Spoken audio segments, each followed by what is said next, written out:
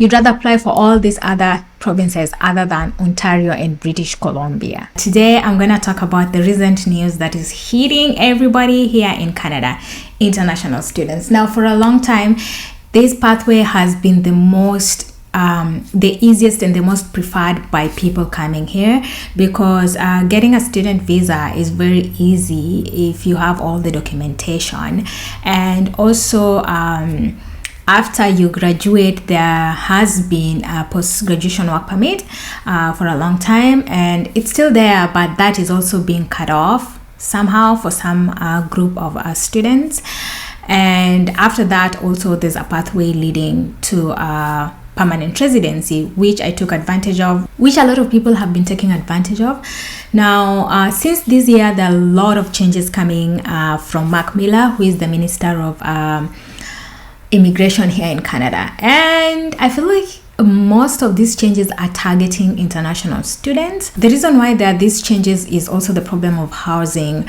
There's a real big problem of housing in Canada. And as Canada continue to take lots of students to come to Canada, there's a big challenge of housing. I'm telling you, like, the cost of housing here is so expensive. It's not realistic.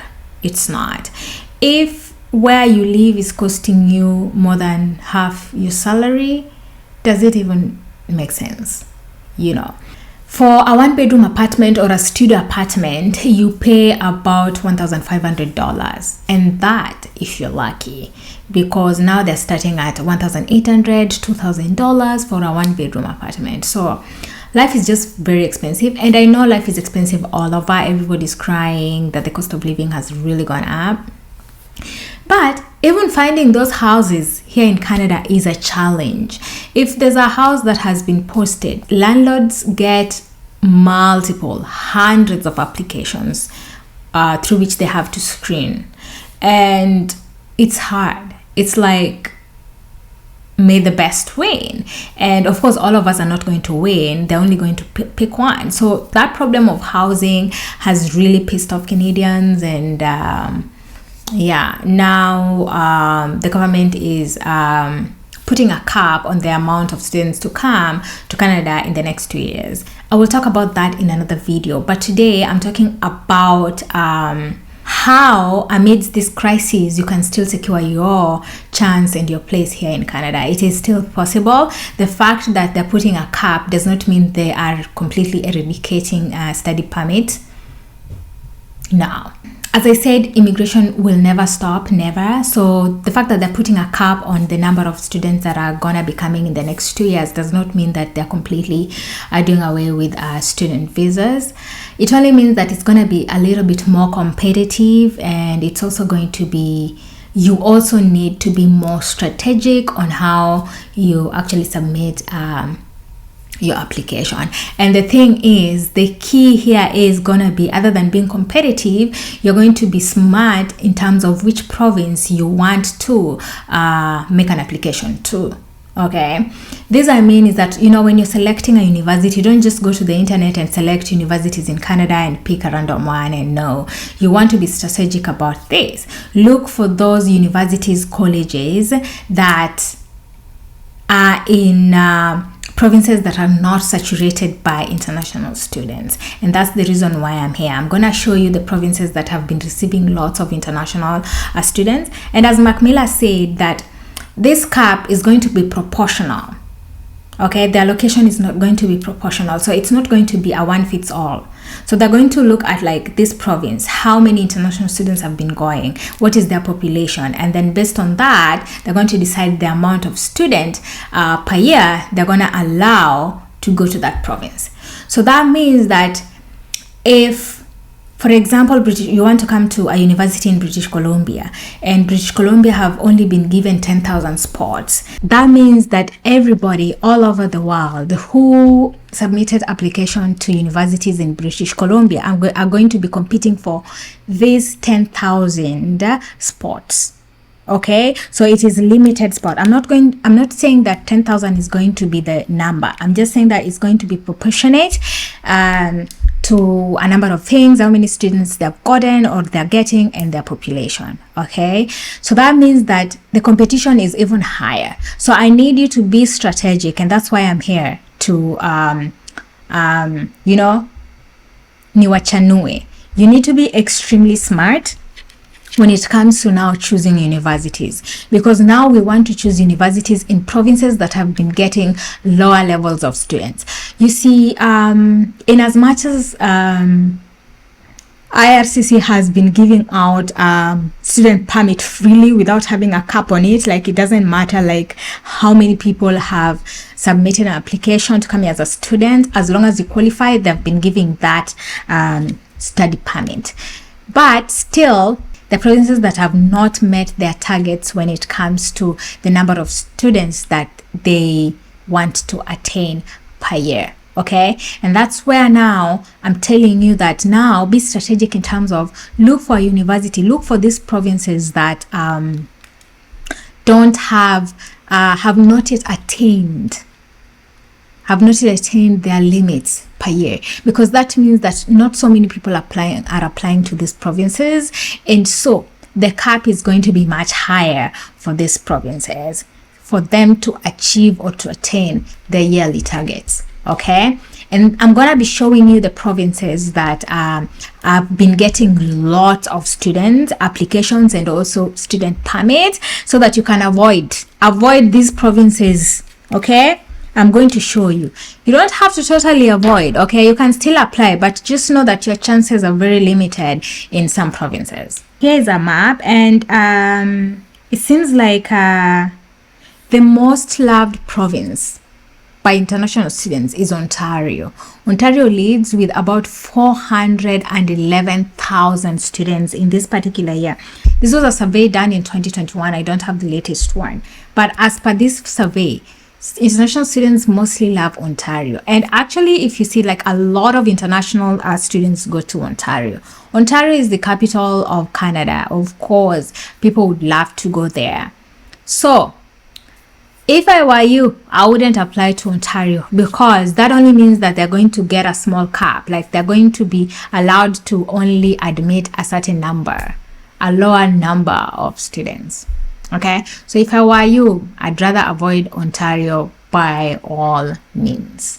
Okay, the other province that is so much loved by international students is British Columbia, where I am right now.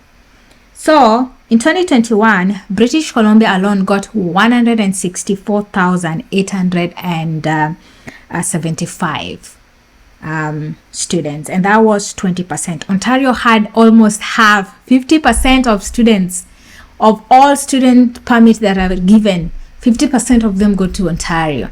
Now British Columbia got 20%, so that is quite high as well, but of course in comparison to Ontario, you cannot compare 50% and 20%. So so if you have two choices, either Ontario or British Columbia, you'd rather apply to British Columbia. The third most loved province is Quebec. Quebec had 12%, which is 93,370 students in 2021. Now, this was in 2021. In 2022-3, this number went high, okay? So it's not stagnant at this. So just have that in mind. If you're a French-speaking international student to be, you kind of don't have a choice, because we only have one province which is French speaking, and that is Quebec. So hopefully they're not getting so much, so your chances will be high. And then after 12%, we have Alberta, which is 5%. For you to increase your chances, you'd rather apply for all these other provinces other than Ontario and British Columbia. Okay, if you still want to come to British Columbia or Ontario, you can still apply. Just know that your chances are just hanging by the grace of God.